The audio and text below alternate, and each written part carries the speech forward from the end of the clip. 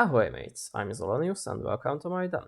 Today we shall continue the tale of the wicked shenanigans of my TTRPG group, the Remnant Vanguard. Now, I noticed in my previous videos my tone was weird, so I try and fail speaking a bit more casually this time. I can't fix me fumbling my words, though too Hungarian for that.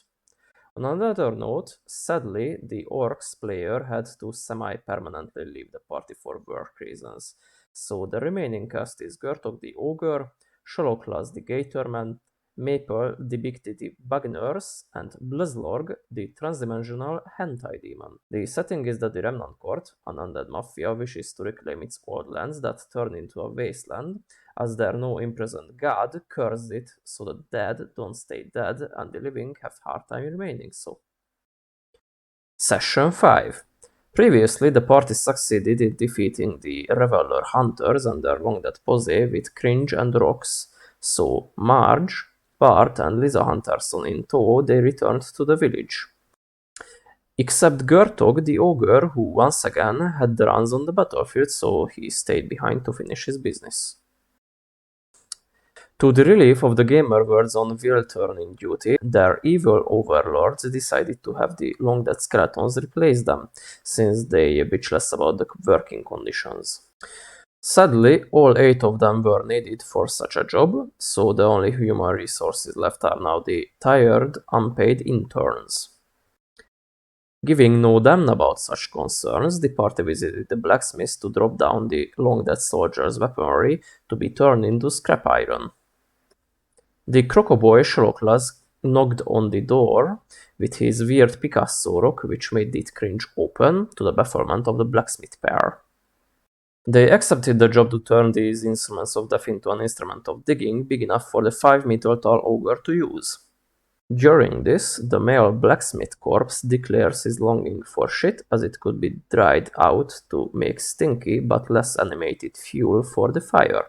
Since the ogre is producing industrial quantities of it each day, the party only needs to find willing workers to transport the stuff to the designated drop-off point next to the smithy.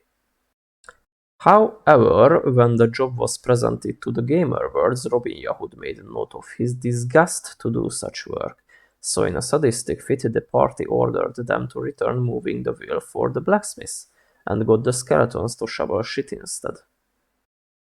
This proved to be a problem though, since the dew would fall through their bony hands and all tools were rusted completely in the 50 years of negligence they endured since the curse. Gertog, returning from his duty, then had the bright idea to take off the shingles of the swineherd's home, which he proceeded to do even after Arbacle's pleas for mercy. -1 loyalty. In the meantime, the party escorted the wife and children of Hamir Hunterson, now cured from their reveling, just so the couple can have a solid fight over what the husband used to relieve his non-existent desires with. During this debacle, Lisa confirms the existence of furries in the eastern forest, noting they have a pretty big tribe that sends bands out to prowl the area. Homer, after enduring his wife's onslaught, also told the group that the elder possibly knows where Count Dankula lies, alongside of pretty much everything regarding the village. Then the group travels to the swineherd's house and promote John to shit-shoveling middle management, a position he loves so much that he forgets the shingle incident and also ignoring the Crocoboy taking his animated wolf pet back. Lastly, the group went around the village, checking out the workings of their domain, when they noticed that the human populace started to use the old well as a latrine. Currently, by a pair of bandit women whom Gertok decided to have some adult entertainment with. Don't ask how the 5-meter-tall ogre worked around the compatibility issue. That's it for this session. I hope the story was fun and that I will see you back in my den. Take care!